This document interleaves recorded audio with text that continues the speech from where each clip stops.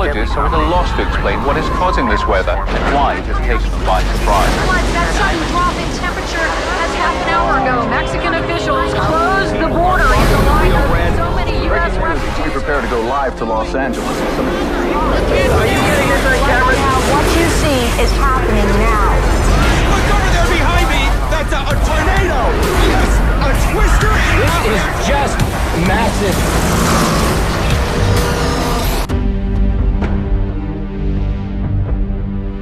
Will most likely be extended, but you can see there's the transformers that are blowing now, so with strong circulation on the ground. Earlier, Anderson, you couldn't see it much because it was wrapped in rain, but this is a big indication. Look at the monster-sized storm. This is, of course, the bottom of the supercell. We're receiving a couple of calls now about an oil tanker on a train on fire. Center, did I copy you say a tanker's got oil in it? You know how many gallons of oil we're talking about? Is it crude oil?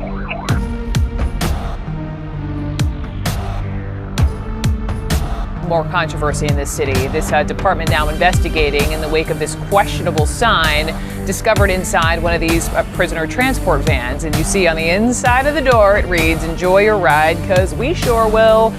This photo is now circulating, and some, including police officials, are calling the wording, and I quote, "concerning and unacceptable."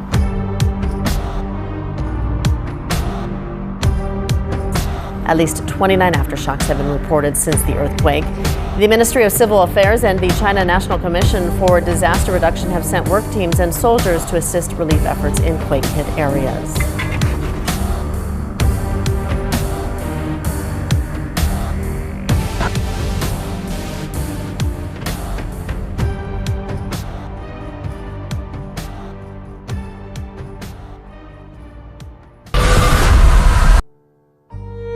Greetings, citizens of the world.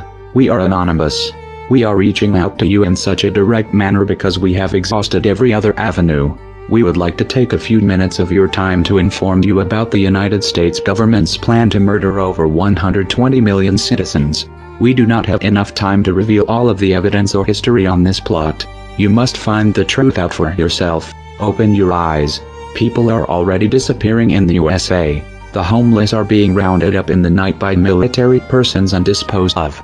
Mass graves are already in place, as well as millions of coffins that President Obama has bought himself for the citizens of the US. Each crematorium-ready coffin can fit 5 bodies easily. The citizens of America have already been divided into groups based on data gathered on them by census records, NSA spying, and labeled by markers on their mailboxes. There are 3 groups: the dead group, the re-education group, and the compliance group. The citizens labeled for the dead group are going to be rounded up beginning in mid-July and taken to one of over 800 FEMA camps in the US, each prepared to exterminate and dispose of over 220,000 people at one time. These camps have been built over many years and are equipped, guarded, and functioning as we speak. The citizens labeled to be re-educated will be sent to the camps to be brainwashed, re-educated, until the government deems them fit for circulation back into society. Lastly, the compliance group are those who the government does not see as a threat, but as those able to be bribed or simply weak enough to comply with anything the government demands. Already, in the US, soldiers from all branches of military are set up and actively running night raids in civilian homes, and more are coming daily. Law enforcement is set up to work with them. New military vehicles and equipment are being injected into the society every day. Obama states the purpose of this is for a drill that will help train military for combat situations and to get the public used to interacting with them. The United States of secrecy has kept you all blind, just like the US citizens are kept blind. Bills have been passed secretly, without going through Congress, without being seen or approved by anyone but the president alone. Bills that make martial law easily available, indefinite detention and torture of any citizen without hearing or trial legal, as well as the assassination of any US citizen without need for explanation, unrestricted by dictator Obama. The United States has been a police state for many years now, but it is coming to a head. Obama is planning on implementing martial law so he can further control the population, murder citizens, stay in power, and eventually bring about a new world order. Already Russia, China, and countries in Europe are in alliance with the US on this and plan to aid in creating one world government. We are not here today to discuss this but to help save the people. If you think the American Holocaust will not affect you, you are sadly mistaken. This is going to spread. This is already taking place. People are already being murdered. The United States citizens need your help to save the country and their lives. It is time to wake up. It is time to stand and unite. As citizens of the world, if millions of us fall, we all fall. If millions of us are murdered, we can all be murdered. If you turn a blind eye now, the same will be done to you. This message may seem desperate and unbelievable to you. It is. The people of the US are desperate. The corruption in the government of the United States of America is unbelievable. Now that you know people will die, what will you do about it? We are anonymous.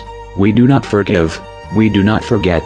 Citizens of the world, we must unite, before it is too late.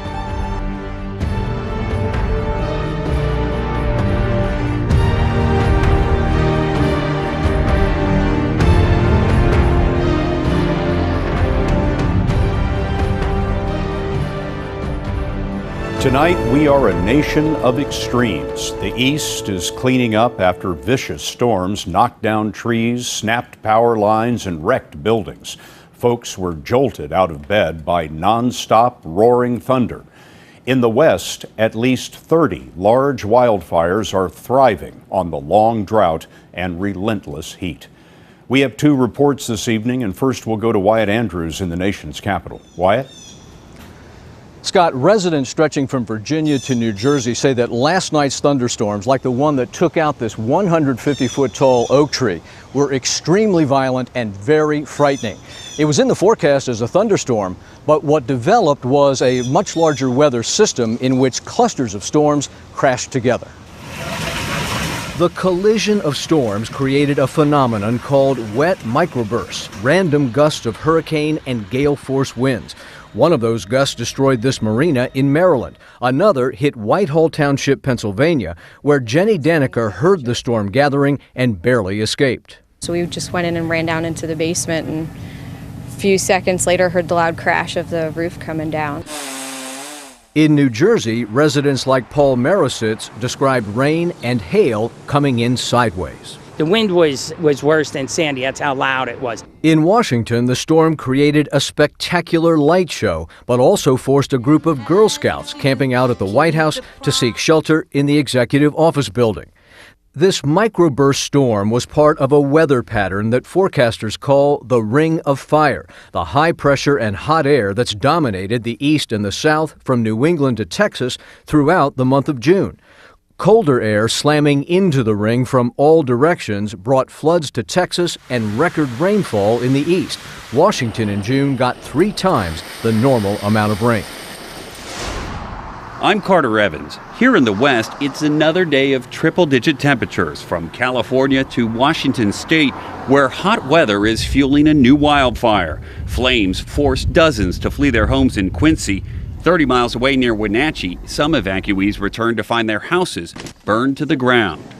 Heavy hail pelted the city of Tucson, where the hot weather caused severe thunderstorms. Dramatic photos and videos from Phoenix showed intense lightning overnight. The high temperatures are caused by a high-pressure system stalled over 9 western states, trapping them under a heat dome. They won't have power back on until 6:30 in the morning. In Los Angeles, cooling off next to an air conditioner was not an option for some after a power outage left nearly 21,000 customers in the dark. The state's utilities are now urging Californians to conserve electricity in what's known as a flex alert. Steve Conroy is with Southern California Edison.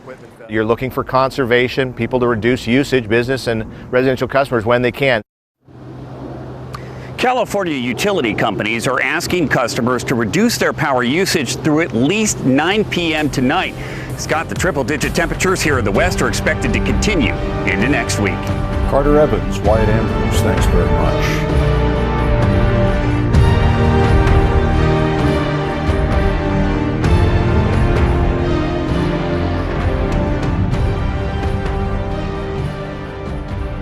Well, now we head to the Kern River. Water levels there so low, a local expert says he's never seen anything like it before. Now residents upriver in Lake Isabella are concerned that big cities like Bakersfield could take what's left. 23 ABC's Stephen Hicks went to the lake today and has more on how residents are saving what their town is best known for. It's one of the prettiest spots in all of Kern County, but lately it looks like the drought has pulled the plug. With bathtub rings visible on the banks, other areas are turning into patches of mud. The lake is measured by acre feet. 1 acre foot equal to more than 300,000 gallons of water, or enough for a family of 4 for 1 year. This Friday, the lake was close to 38,000 acre feet. Just 3 days later, it sits close to 36,000. While the water level continues to drop every day, residents don't have their heads stuck in the sand. Instead, they're actively planning for when this water gets to 30,000 acre feet. Today, residents from Kernville gathered for a community meeting to discuss their future. If there are documents in place that someone had the foresight to reserve that water for recreation use, we want to make sure that we maintain that. At 30,000 feet, water districts are forced to stop taking water out for what's known as the minimum recreational pool. However, talks from Supervisor Mick Gleason have suggested the county may take water to meet the needs of Bakersfield. This is the first time that I've ever seen it affect a community like this. One look at the streets of Kernville and you see how the water's current level is already hurting local businesses. We're very, very concerned about what will happen if we don't make it through the summer with a large tourism trade, then we don't make it through the winter. For local residents, fishing, boating, and rafting is their livelihood. Been doing this a long time and it's very emotional. Very important. And even if the county doesn't take any water, the lake is still expected to drop. There's also evaporation that happens and then it could get really, really low. At Lake Isabella, Stephen Hicks, 23 ABC. Today, Supervisor Gleason's office said there are no plans to continue taking from the lake. Meanwhile, Bakersfield's Water Resources Director told 23 ABC that while they're exploring other options, Lake Isabella's recreational pool is not one of them.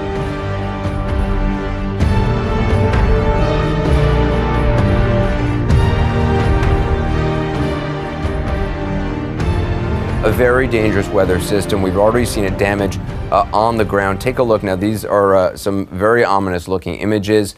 CNN meteorologists, I don't know if we can take down that banner, if that would help at all, or if there's nothing really to see on the ground there. But I mean, you really get a sense of just how large this system is. I want to go to our meteorologist, Tom Sater. He joins us with the latest on what's going on. What are you seeing here when you look at what's going on? What is this? A funnel cloud?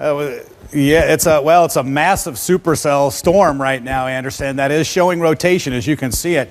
Now, trained weather spotters have spotted a tornado that was on the ground near Lee's Summit, Missouri. This is just to the southeast of the Kansas City metro area.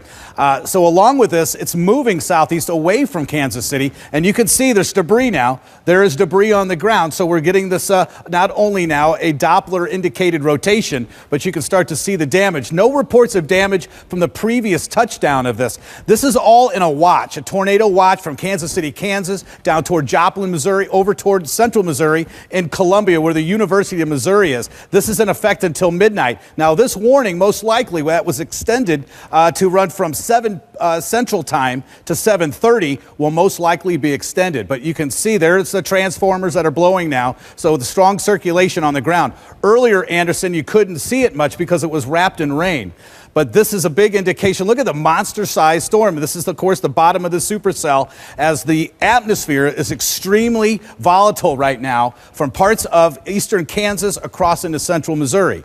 I wouldn't be surprised, too, if the National Weather Service extends the tornado watch for central Missouri eastward to include the metropolitan area of St. Louis. Now, currently, there's 2.7 million people in this watch, but this is the main thunderstorm cell that is producing a tornado at this time. You can see what it's doing there now.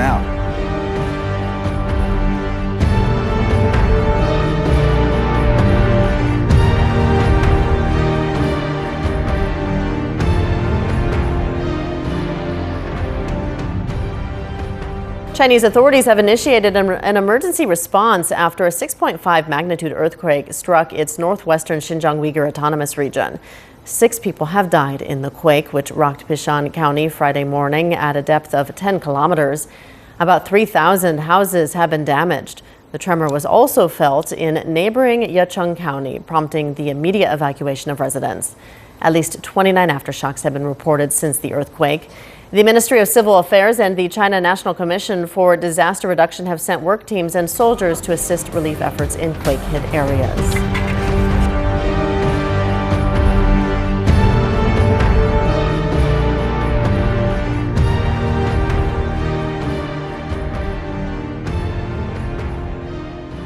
Last month's significant rain events throughout Texas left a devastating impact on the population in the affected communities.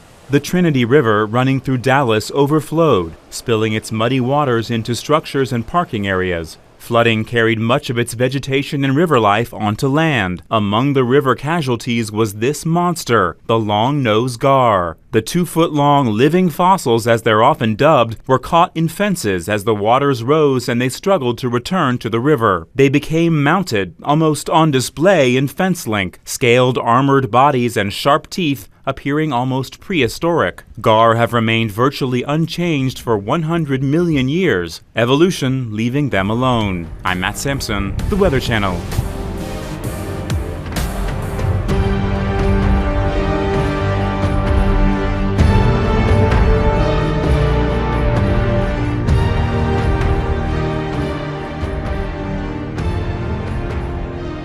All I remember is I ended up on the floor. His knee was on my neck. She said San Diego police assaulted her and then falsely arrested her, even though she said she did nothing wrong. A jury agreed, and now she is suing the police department. Team 10 investigator Melissa Masijas spoke with the woman, and Melissa, police were looking for a domestic violence suspect when they put her in custody. Yeah, that's right, Kim and Itika. According to the lawsuit, officers were looking for a woman in a white dress. Now, this is the dress Christina Dorsey was wearing that night. Dorsey said police already arrested someone else for that crime when they approached her. I was crying every night. Every 5 seconds I couldn't stop crying. Like, I couldn't believe I was actually in jail. Christina Dorsey looks back on her arrest almost a year ago with disbelief. It shamed me. Dorsey and her friends just returned from Mexico early in the morning on July 20th. Her friend and the friend's boyfriend got in a fight in this parking lot, so the attendant called police. Police arrested Dorsey's friend, but then officers approached Dorsey's car. She said police told her to get out, but didn't say why. I honestly feel like if he gave me a reason to get out the car, I would have got out the car. They asked for her ID, which she gave, but Dorsey said they later physically grabbed her and pulled her from the car. The lawsuit says they slammed her face down into the ground. All I remember is I ended up on the floor. His knee was on my neck. I was in a headlock too in the process. These photos several days later show some of the scars. They can't hold her there to try to compel her to make a statement. That is a clear violation of the Constitution. Police charged Dorsey with 4 misdemeanors, including resisting arrest and battery on an officer. A jury found her not guilty on all charges. The officers came in response to a call, which was legitimate. However, the way they treated Christina had everything to do with her race, her age, and where she was. I mean, they automatically think you're the suspect, no matter what, especially when it comes to my skin color. I contacted the police department for a statement or an on-camera interview, but I still have not heard back. I also reached out to the city attorney's office. A spokesperson said they are reviewing the case and have no further comment.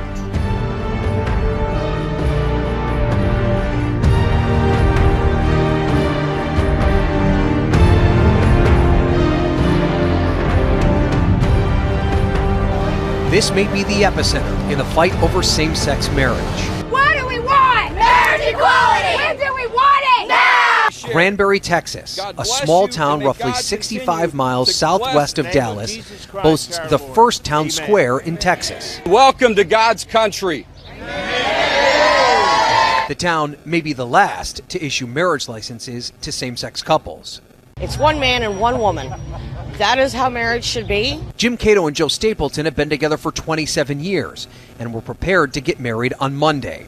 It was their first opportunity after the Supreme Court declared gay couples have a constitutional right to marry. They want their license to read Hood County, where they live and pay taxes. But so far the county's clerk, Katie Lang, is holding up the process. We wanted to be the first people in Hood County to get married. We thought we would be married on Monday, but not going to happen. Lang initially said she would not issue the licenses because of her own religious objection.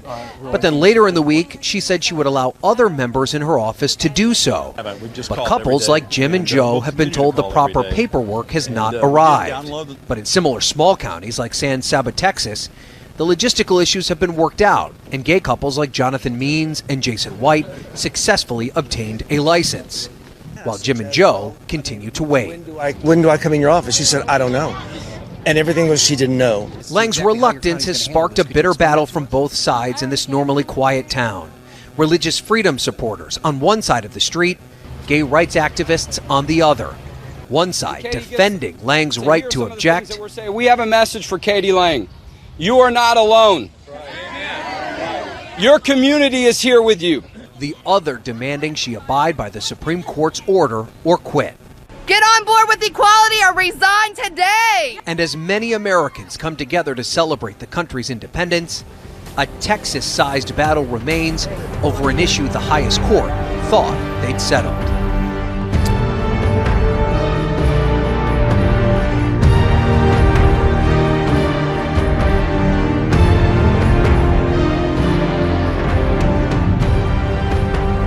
A derailed freight train carrying a poisonous chemical is on fire right now in East Tennessee.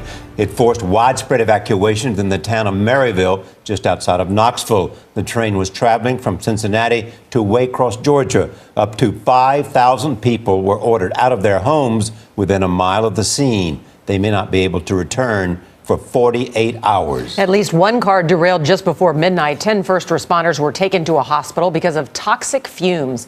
Elaine Gahano of our digital network CBSN is in our newsroom following this developing story. Elaine, good morning. Good morning. Firefighters and emergency workers are at the scene trying to control the flames. Officials say the chemical on board the train is highly flammable. Several emergency workers are being decontaminated and treated at a local hospital. We're receiving a couple of calls now about an oil tanker on a train on a fire. Senator, did a copy you say a tanker's got oil in it? You know how many gallons of oil we're talking about? Is it crude oil? We're not sure about any of that right now. We're still waiting to get a car number so we can figure out exactly what's in it. They told us that a train wrecked. Nathan Worley was asleep when he was alerted by a first responder. Fireman come up to the door and started knocking on it.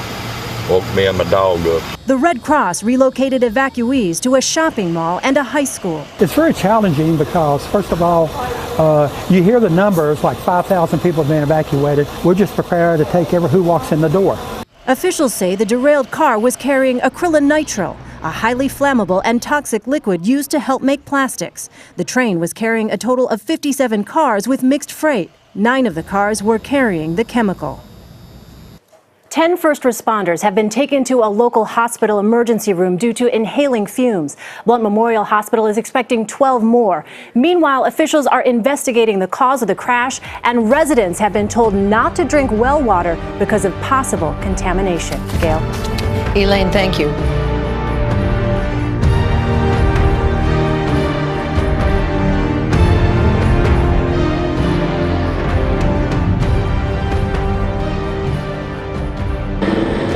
Within minutes of the first report of shots fired inside Washington's Naval Yard, parts of the nation's capital were thrown into panic. Our baby fallen after shooting. The entire complex locked down as hundreds of police, SWAT teams, and federal investigators swarmed the scene, blocking streets as helicopters hovered overhead. Inside the same building where a gunman killed 12 2 years ago, chaos. Someone came up on the floor yelling to get out of the building, stay away from the cafeteria. For nearly 3 hours, police moved floor by floor through Building 197, searching for a gunman, clearing floors, then leading stranded workers out with their hands up.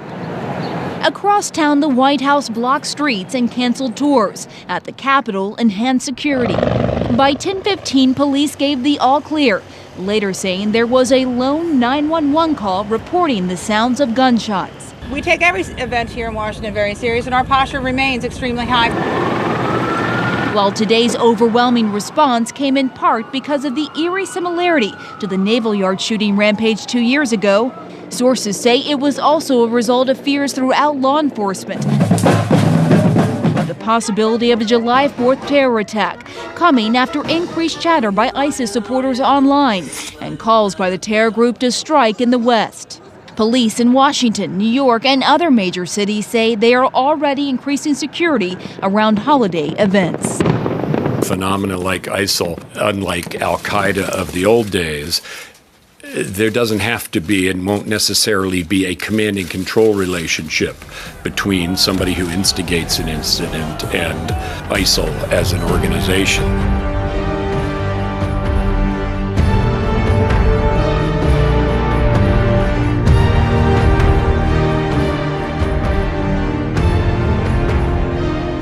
The Baltimore Police Department already under fire for his alleged role in April's death of Freddie Gray. Now more controversy in this city. This department now investigating in the wake of this questionable sign discovered inside one of these prisoner transport vans. And you see on the inside of the door, it reads, "Enjoy your ride, 'cause we sure will."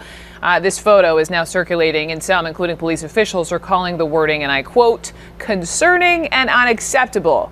Listen, you know the story about Freddie Gray. He suffered that critical neck injury after being left handcuffed and shackled in the back of a van similar to this one that made several stops before medics finally were able to treat him. He died later at the hospital. Joining me now, former DEA agent in firearms and Homeland Security expert David Katz, and CNN legal analyst Philip Holloway, a criminal defense attorney and former prosecutor. So gentlemen, welcome to both of you. And David Katz, just as the former I look at you, all things law enforcement here. You know this is absolutely absurd and unacceptable.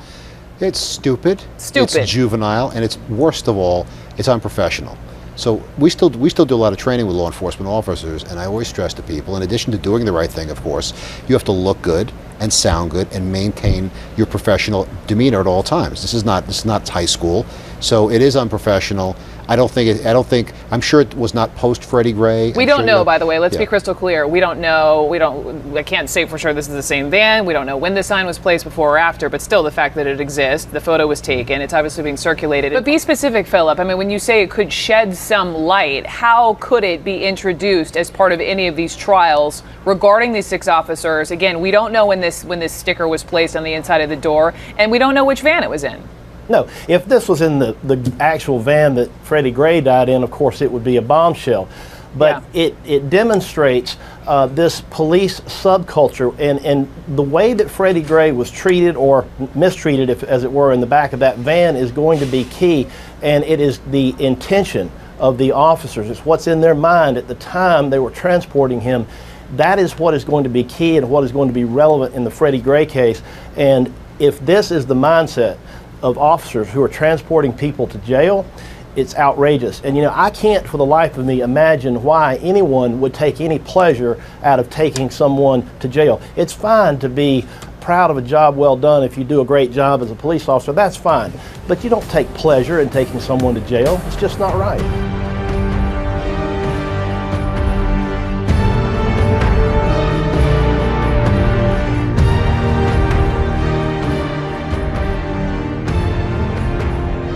Fight getting some serious scrutiny, especially when you see who pulled the first punch. Video shows it looks like it is the New York police officer. Officials tell our New York affiliate WPIX the officer was trying to arrest the man. You'll see the video. Here we go. He's trying to arrest the guy in the red shirt because he was carrying a knife, but the man, CQ George, would not follow the officer's commands, as you'll see in the video. Let me just play you a portion of this encounter, which is now under review here within the New York Police Department. Take a look. You got my ID? Yes, exactly. Come on, man. This is some bull, man. You're not gonna do that to me. Yo, you're not gonna do that to me. I did. You're not gonna do that to me. You're not doing that to me. Nah, get the out of here, man. Nah. I'm gonna get my car, man.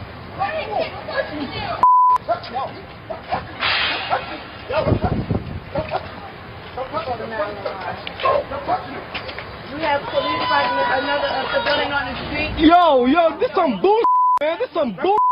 This some bull. He's probably got in the mouth of police. Turn around. Come on, 8th Avenue. Let's go. Let's go. Hurry up. This is some bullshit, man. This is some bull. This is some bull, man. This is some bull.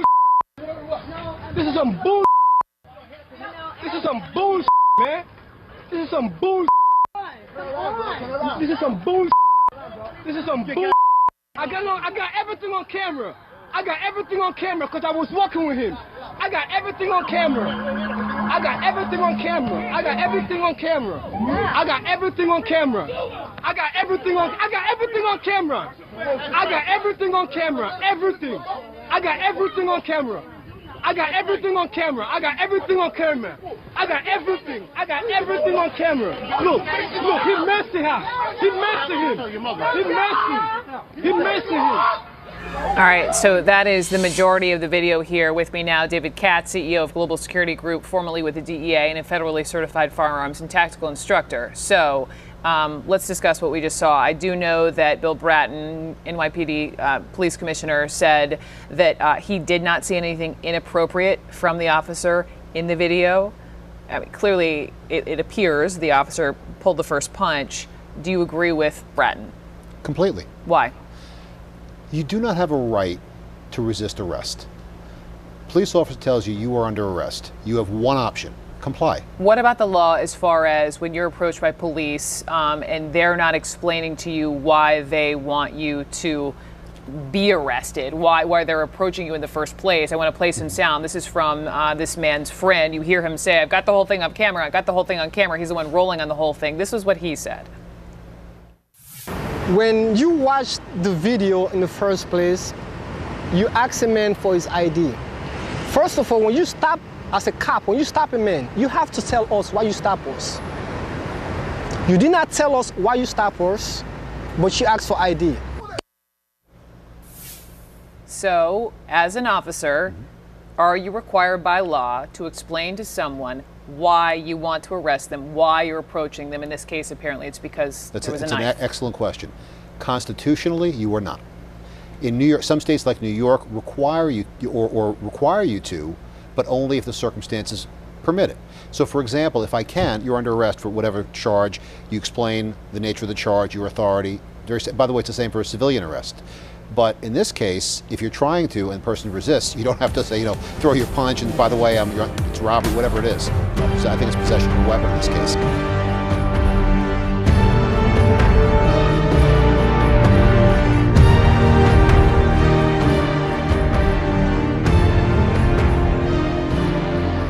Now to a shocking incident caught on camera at a mall in Georgia. 3 security guards beating up a teenager, punching him and throwing him to the ground. Those guards have been suspended, but the boy's mother is demanding they be arrested.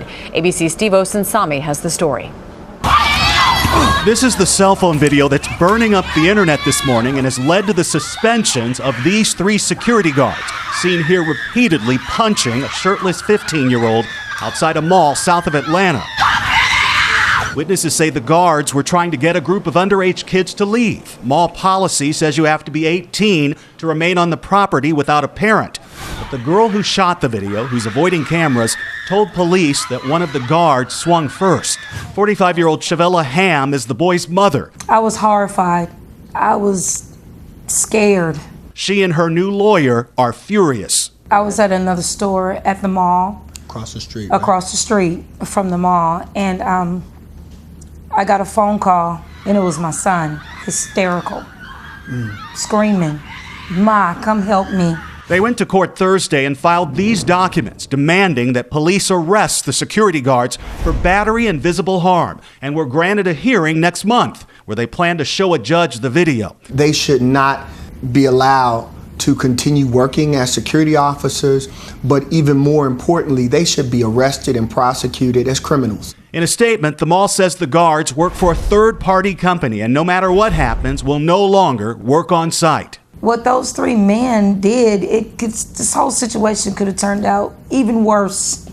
But my baby came home. For Good Morning America, Steve Osunsami, ABC News, Atlanta.